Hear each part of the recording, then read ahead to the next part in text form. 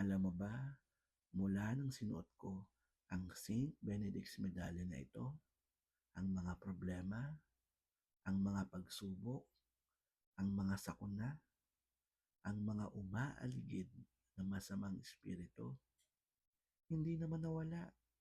Nandyan pa rin sila. Dumami pa nga. Alam mo kung bakit?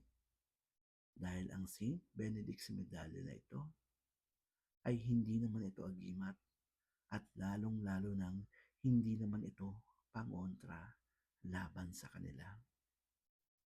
Ang Saint Benedict's medallion na ito ay siyang magpapaalala lamang sa akin na merong Diyos, na merong Panginoon Kristo.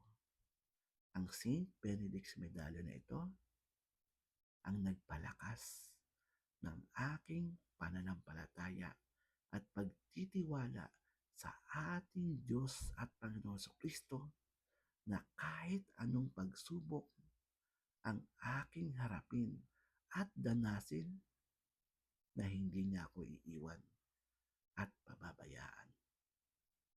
Kaya gusto ko sana na magkaroon ka ng Saint Benedict's medallion na ito.